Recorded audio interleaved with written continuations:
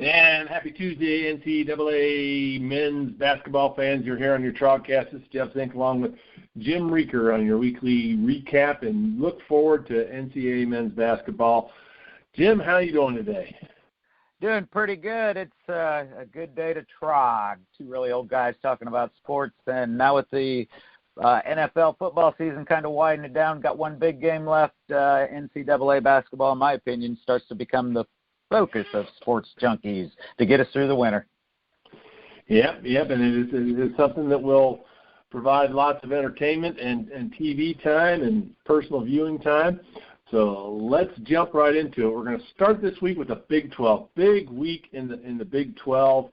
Got a game tonight, Kansas versus the West Virginia Mountaineers. Of course, Virginia dropped from number 7 to number 18 after two losses. 89-87 in overtime to Oklahoma, which is just sitting at 8-11, and then a not surprising 79-75 game at Kansas State, because Kansas State is kind of tough. But are the Mountaineers coming in wounded for the big showdown with Kansas, or is Kansas being set up for defeat, kind of like when Baylor came in there as number 1? Well, that's a very good question, and what's happened at West Virginia? I don't think anything's really happening. I think they're still a quality team. They play that good pressure defense. Of course, we saw them take it to Baylor just a little over a week ago when they were ranked number 1 in the country. I think ended up beating them by about 30 at home. This is a good game, and I think West Virginia will win tonight for a couple of reasons. Number one, because they are coming off the 2 losses. Bob Huggins, I'm sure, has their attention. Number 2, it's a home game. The home court advantage, I think, especially in this season where we have so much parity, where we have so many teams, you and I have talked, there might be 10, 20 teams that could actually win the national championship if they get on a hot run. I'm going to call the West Virginia Mountaineers making a big upset over Kansas, who, again, they're number 1 in the coaches poll, number 2 in the AP. I still think they should be number 1 over Villanova. Think about it. They lost an overtime game to Indiana, first game of the year out in Hawaii. I still think they have the best resume in the country. But I think they're going to get beat tonight. I'm about to say they're going to knock them down. It's one of those leagues, you got Baylor back up in the top 5, Kansas at number 2, and, of course, West Virginia that we just mentioned. So those are their 3 teams in the top 25. Not a whole lot happening outside of maybe Kansas State, which has always been sort of on the edge there. They're sitting at number 26 in the AP poll right now and could sneak in if Florida takes another dive. We'll talk about them a little later. The tough thing about Kansas is, they not only have to travel to West Virginia for tonight, but then they have to turn around and go to Kentucky on Saturday and play what is now the number 4 Wildcats. Yeah, that's going to be a big game, and it's going to be a big game, I think, for UK. I know we'll probably touch on the SEC a little bit later, but when we talk about the SEC, all we usually talk about is UK. I just think it's an important game for UK to help their resume, again, because as I've said before, sorry, UK fans, the SEC doesn't help UK out that much for their resume for the rest of the year. So I think a win against Kansas would be a big one in their seeding. I think if they want to be a number 1 seed, they almost have to beat Kansas. And that's going to be a great game. I don't know who will win that one. That'll be another, I think that's late Saturday afternoon, early Saturday evening. That's going to be a big one down at Rupp. I can't say who's going to win that one. So, yeah, and that might hurt maybe Kansas is looking ahead, although I really don't think they're looking ahead past tonight because everybody knows that playing West Virginia at home is just going to be a tough game. Mm-hmm. Mm-hmm. Yeah, I hear you there. That is part of a slate of games. They don't play until 6:15, but it's kind of a SEC Big 12 challenge. There's 10 crossover games being played that day, starting with Texas A&M at West Virginia at noon, and they continue throughout the day until that number 2 versus number 14 matchup at 6:15. But that should be interesting. I think we'll find out if the SEC is worth its salt, you're talking about how the Big 12 is one of the toughest conferences, and the SEC might be one of the weakest ones. This would be a great time for the SEC to prove their worth. The SEC is only looking at being 7-29 versus top 25 teams, whereas the Big 12 is 12-20. It's a bit of a sucker bet for me, but we went earlier with the Big 10 and the ACT. You ready to go for another ice cream sundae or favorite cold beverage? Well, if we're worth our salt in talking about what we know, I think that's an easy one for me. Yeah, I'll take the Big 12 against the SEC. I'm going to stand by my conference. If I took your money earlier in the year, I got to be willing to give it back on this one. So that'll be interesting. When did you take my money earlier in the year? I don't remember that. ACC Big 10, brother. ACC Big 10. Oh, yeah. That's when we all thought the Big 10 was a good conference. Yeah, and that's all part of your usual selective memory when you make bad picks, but you always seem to remember the good picks that you make. Yeah. Well, here's my selective memory. Did I pay that one off? Yes, you did. Okay. All right. I'm glad. I hate to be in debt to you. I'm an honest guy. I could have said no and gotten another one, but no, you did. All right. Our favorite water. The nice thing is, in the Big 12 is Oklahoma kind of reared its head there by beating West Virginia, and they've got number 19 Florida on Saturday. But Oklahoma not really looking all that good, but could they be making a late season run? We'll find out on Saturday. But let's, I saw Oklahoma play 3 times down in Florida, and I know it was young or early in the year, but they didn't impress me at all. They're very, very young.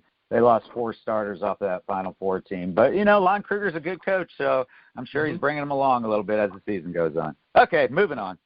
Let's go to the Pac-12, one of my groupies. And I'm sure you remember earlier in the year when we were talking about this, I said I was really hoping that the Pac-12 would be relevant again. I thought NCAA men's basketball could use it, and I'm ready to say they are. I mean, they now have 3 teams in the top 10 with number 7 Arizona, number 8 UCLA, and number 10 Oregon, and some great basketball being played out there. Last week we talked about how this was a big week for Arizona, but they dropped both Southern California and UCLA on their home courts, traveled to L.A. on Thursday and Saturday, and it could be that we're seeing a bit of a power shift out there. You never know. All 4 of those teams, including Oregon, are going to be in the mix.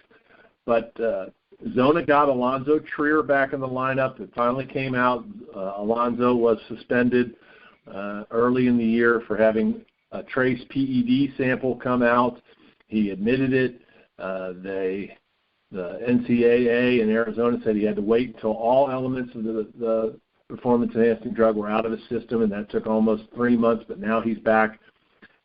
Coach Miller thought he was only going to use him about 15, 20 minutes against UCLA. He played 27 and was quite a presence.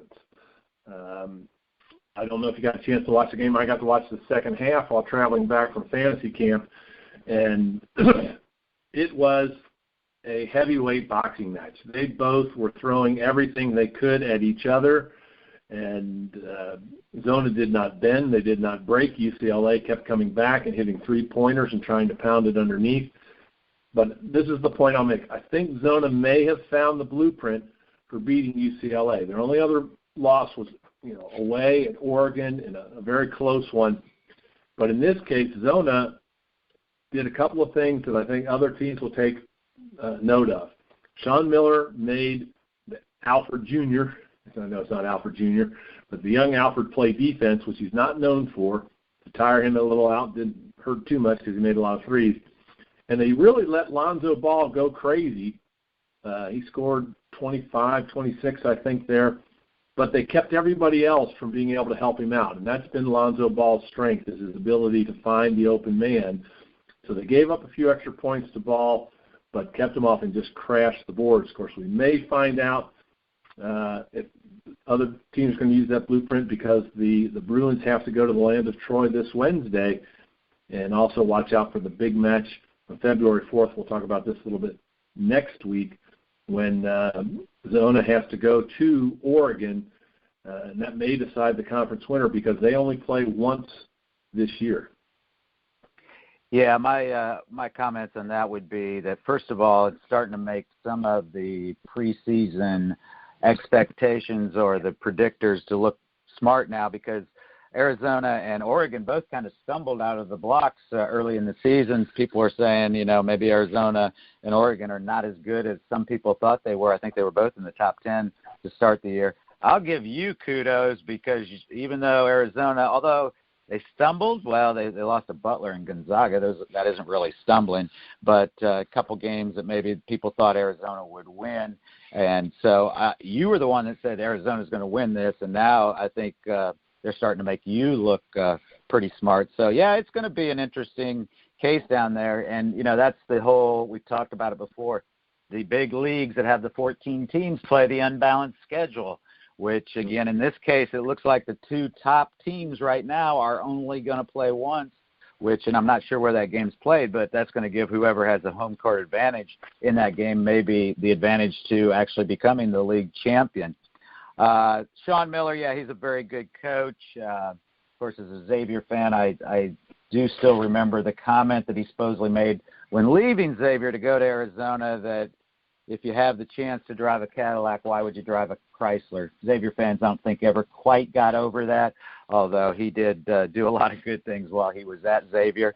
So, yeah, you're looking smart, Jeff, and with that Pac-12. And, again, UCLA, a week ago, I'm thinking UCLA, they're going to be a Final Four team with Lonzo Ball. But, of course, him and who's the big guy, the freshman that played a lot of minutes, been very successful with him. I didn't think anybody could hang with him, but obviously Sean Miller did find a recipe for beating him. Mm-hmm. Well, they've got a lot of guys with Simmons running the point, and they've got Ristic and Markkanen down low. We'll find out in the next week. You're right. The Zona has to go to Oregon on February 4th, but Oregon will be in a series where they have to play Zona, UCLA, and USC back-to-back that week. And who knows if they can survive all three of those. So it should be interesting. Keep abreast of the Pac-12 as we go through. It's nice to be able to have to watch late-night games. Well, Oregon has that advantage, that home court advantage. I think theirs is even bigger than anybody else, because if you ever watch that games on TV, at least, that floor is so funky. I don't know if I could play basketball on it. Maybe it's not as bad when you're playing on it, but it just catches my attention, and it's weird. If you've never checked out the Oregon floor, tune into one of their games and you'll know what I'm talking about. I've seen it. I watched the Oregon-UCLA game. It does look like the court designed by Jackson Pollock. Well, let's move on to another wacky week. We'll go to your conference there. Just what is going on in the Big East? DePaul takes Butler to overtime, and they just barely lose. Marquette then pounds number 16 Creighton, and of course Xavier has lost 3 straight games to the ranked teams, Nova, Butler, and Creighton, and they've got to turn right around after a win in Georgetown and face their crosstown opponent, number 19 Cincinnati. So what's going on there in the Big East, Bucky? Well, there's a lot going on. First of all, talk about Creighton. Creighton is a different team than they were a week ago because they lost Maurice Watson. We talked, I think, the last time we had this show that he was hurt. We weren't quite sure, but now he tore his ACL. He is done.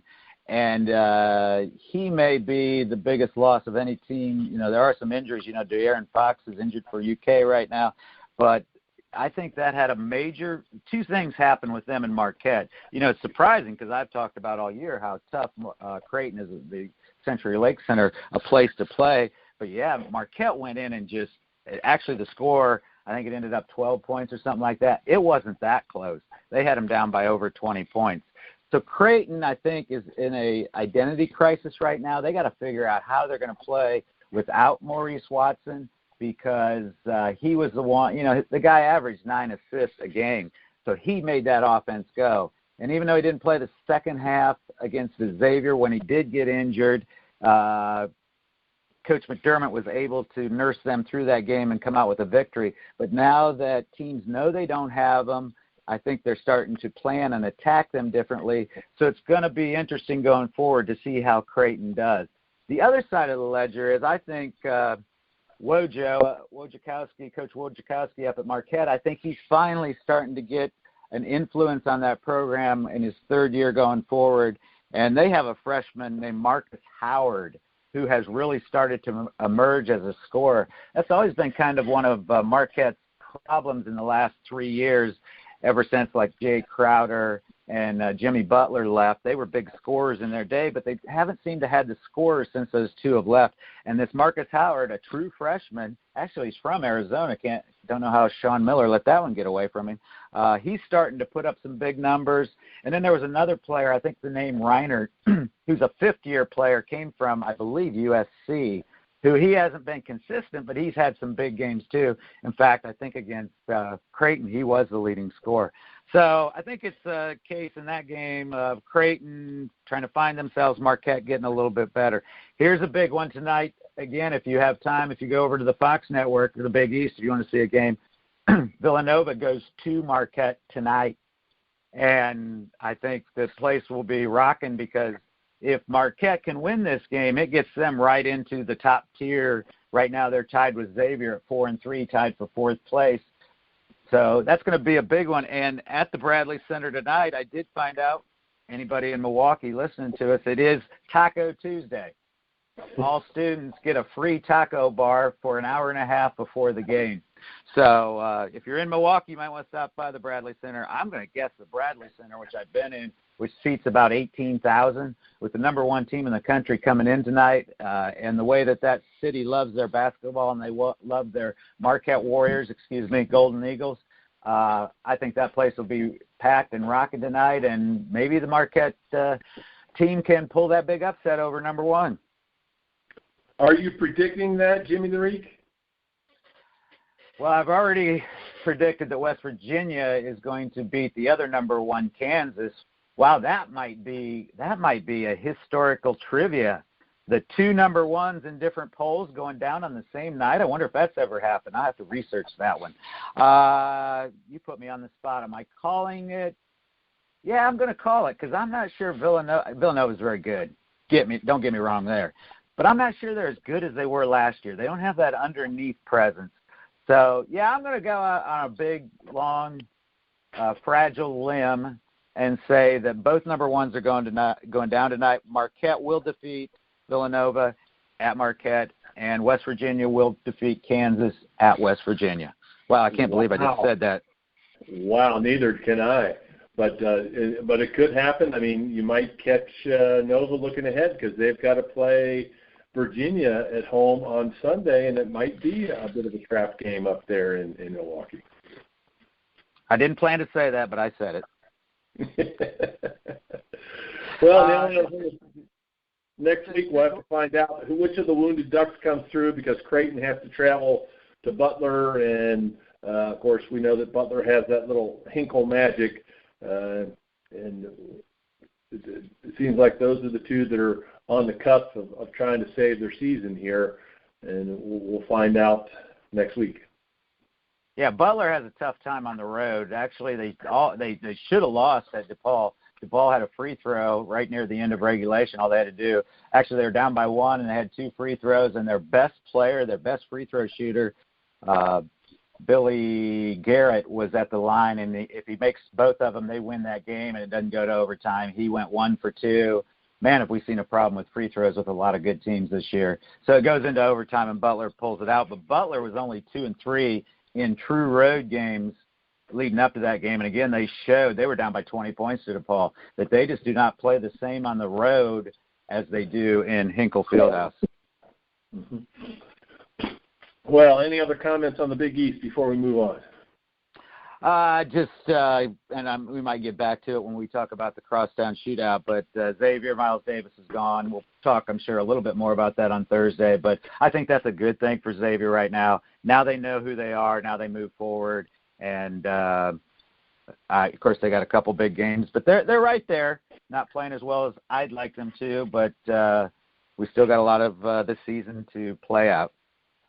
Moving on. And we will move on, and we'll talk about that in a little bit because one of the things we're going to do for you this week, folks, is start talking about some of the other conferences, just maybe one a week or so to let you know what's going on in some of those, and we're going to talk a bit about Cincy and the American a bit. But first, we'll go to our other conferences. I'll just very briefly hit my two, which are the SEC and the ACC. In the ACC, last week we talked about Florida State. It would be a week to show there for real, and they definitely did. Leonard Hamilton's squad hosted Notre Dame and Louisville and managed to knock off them both, 83-80 versus the Irish and 73-68 versus the Cardinal. So we'll have to see how they go. They've moved up to number 6 in the country, a team that wasn't on a lot of people's radar before the start of the season. We've talked a lot about Duke. They lost at home again last night, 84-82 to North Carolina State, which is always a rivalry game, but they blew a 6-point halftime lead.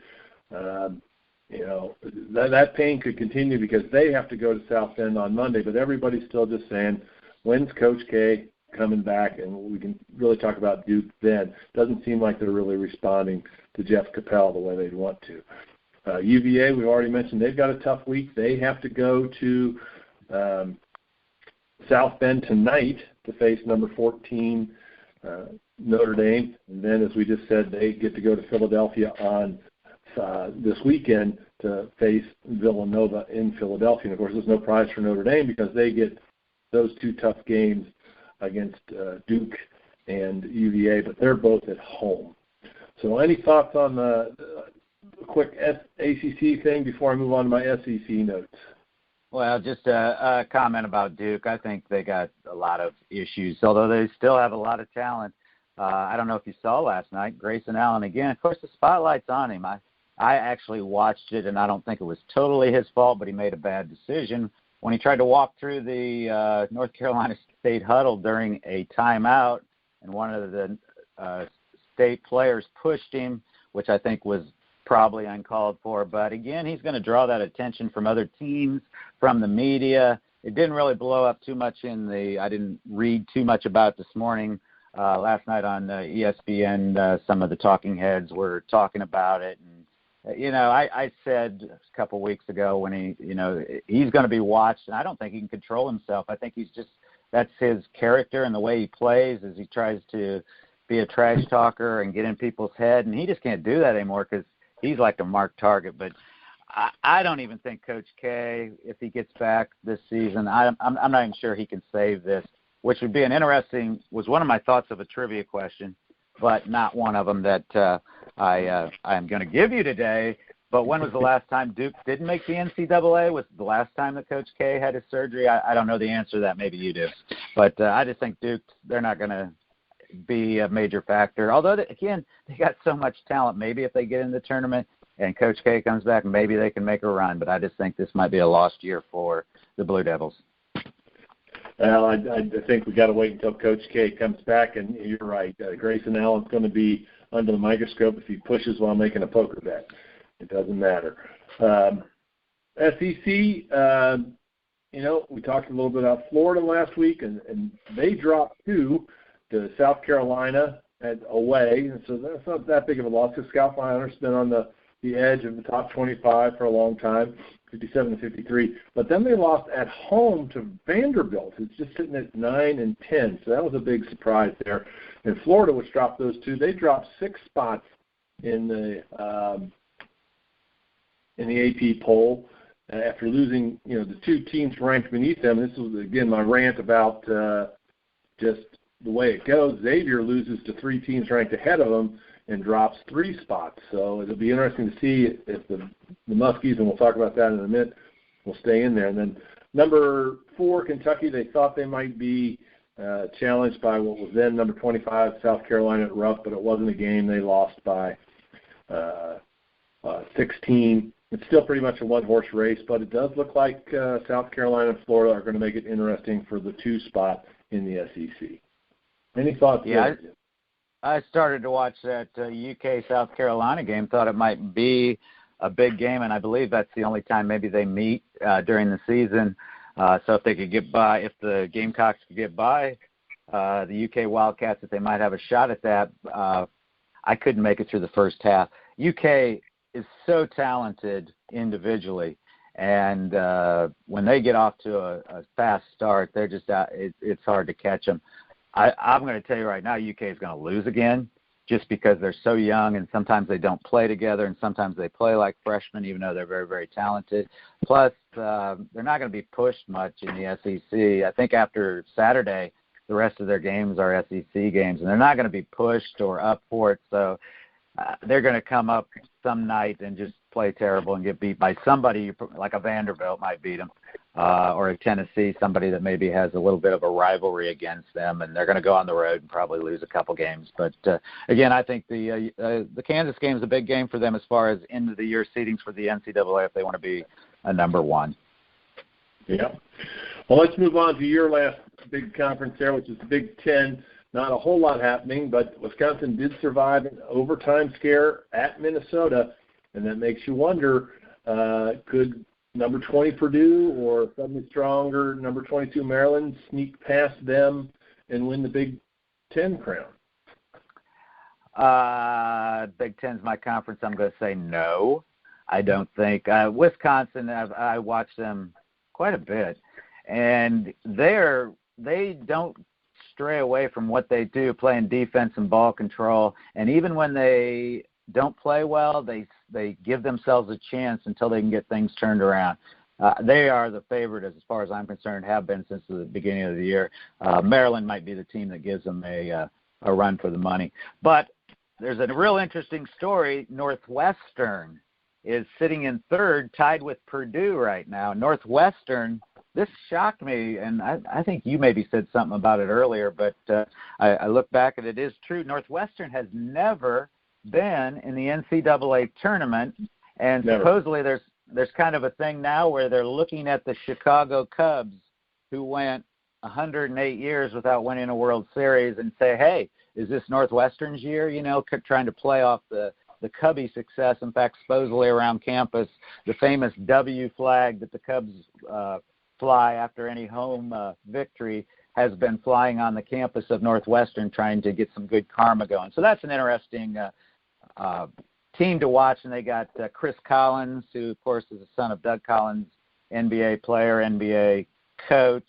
And actually, I didn't realize this. Chris Collins played at Duke under Coach K, and actually was an assistant coach there for a number of years. So, again, I've talked about Steve Wojciechowski maybe being the top candidate to take over the Duke program when Coach K decides enough is enough. But I bet Chris Collins might be another candidate. So that's going to be a fun story to watch, to see. And they pointed out in the story I was reading that Northwestern's campus and Wrigley Field are actually only 9 miles apart on the north side of the Windy City. Another story, if you get a chance to go online, read about Caleb Swanigan for the Purdue Boilermakers. I have not watched Purdue hardly at all this year. They are on tonight, big game kind of in the middle of the pack. They're playing Michigan State, and he's maybe some of you have read about him. He was he was 6'2", 400 pounds in 8th grade. He was totally out of shape. He was living a bad life. His mom was moving him all over the country, a single parent. His father, who was not very involved in his life, had problems with drugs. This kid just did not have a positive thing going for him.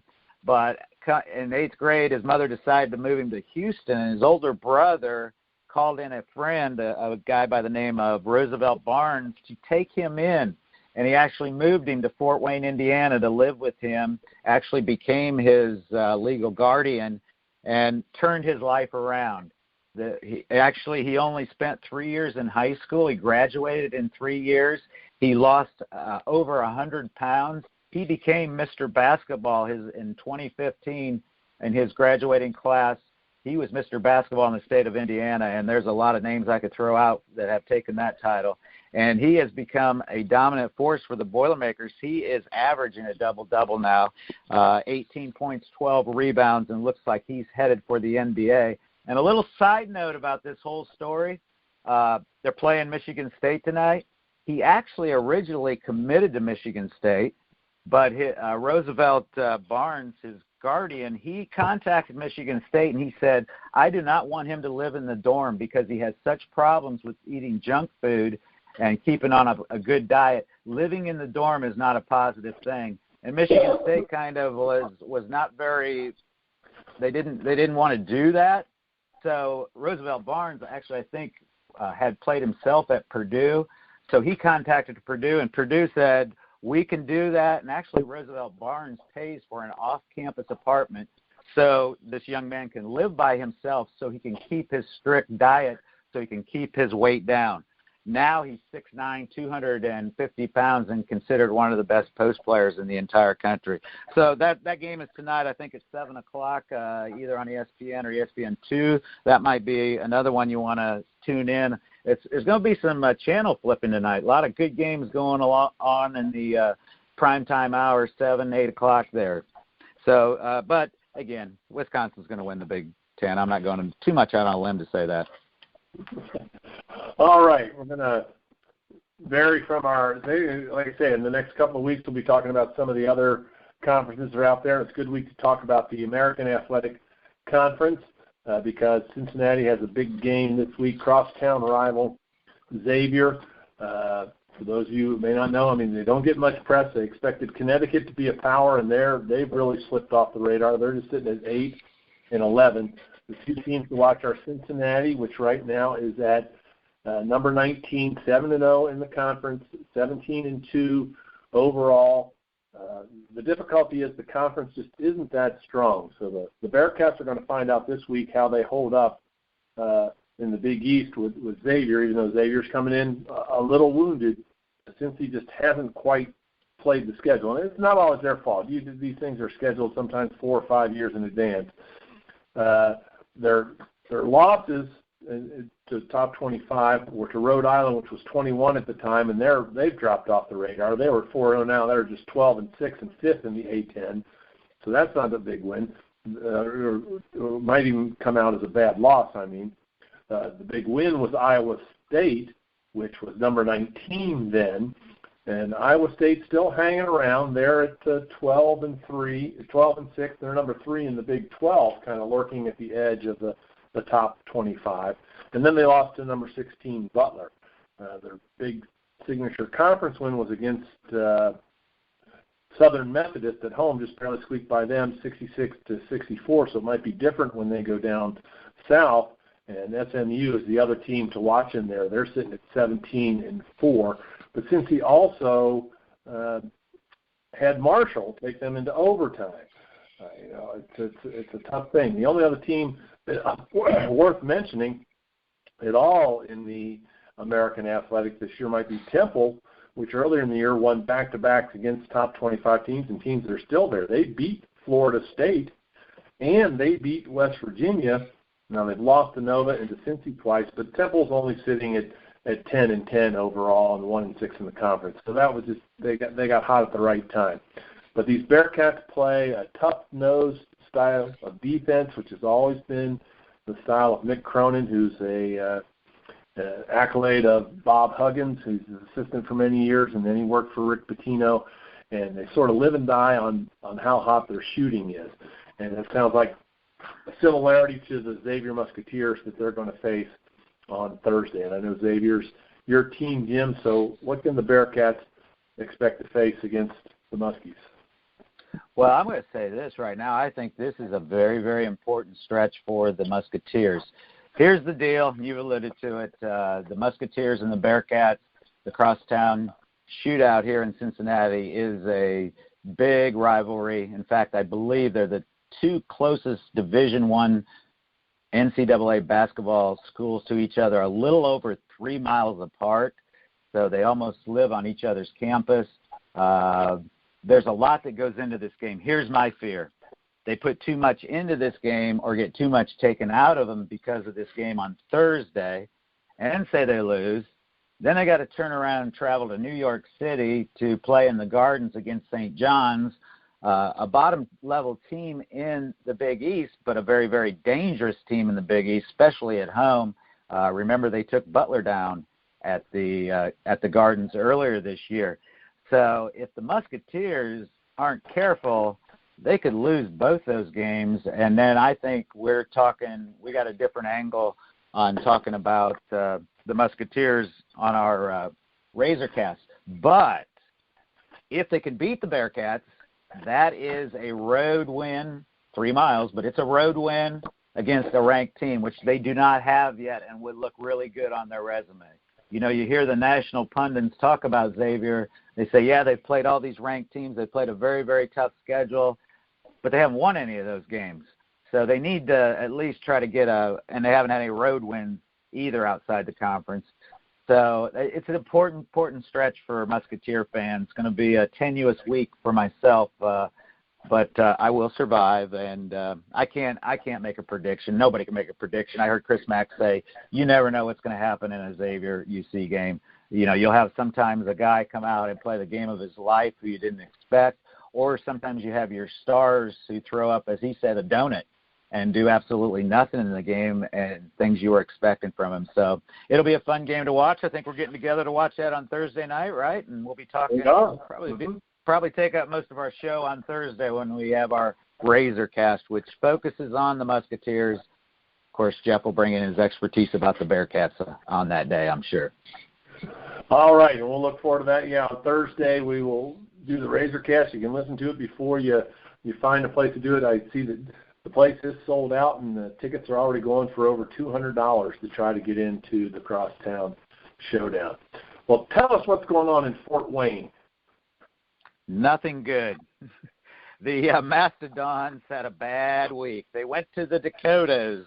They went to North Dakota State and South Dakota State, and they lost both of them, which they had lost the week before. So they're on a 3-game losing streak, and actually right now in the Summit Conference, which Summit League, they were picked to win. They're 5th. So they're in that slump, which some teams go through in January. I still have hope. They still got the Summit tournament, and I told you I don't think they'll get into the NCAA without winning the Summit tournament. Well, that is definitely a fact now. They're going to have to win it, but hopefully they get it together by the end of the year, get into the NCAA tournament, and make that noise that I talked about back in November that I predicted that they would make. Again, they did make a little noise early on. Maybe they already used up their thunder when they beat the IU Hoosiers earlier in the year at Fort Wayne. Yeah. Looking at a 3-game losing streak, but of course they still have the best nickname in NCAA basketball, maybe tied with the Santa Barbara Banana Slugs, but still, great nickname. All right, Stumpy, what do you got for me? All right. I found never heard this before. Talking about Northwestern never being in the NCAA today, and kind of an odd thing, you know about the Billy Goat curse, correct? Yes. With the Cubs. All right. A fact that I didn't know, I don't know how many people know, but the first NCAA championship, we've talked about this before, was in 1939. First question, real simple. Maybe you know this, maybe you don't. Do you know where that first NCAA championship was played? Oh. Well, it wasn't as big of a thing, but since you've just talked about Northwestern, I'll say Chicago.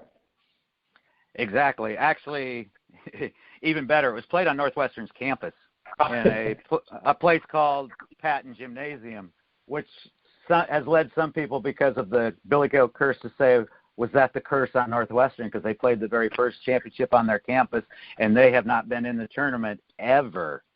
So that's where that leads. That wasn't my question for you. Although you alluded to, maybe you know this. I didn't know this. This is kind of surprising. You know how many teams were in the first NCAA tournament total? I do remember that, because I just said earlier in the year to make sure with Oregon, they started with just 8. Yeah, there was 8.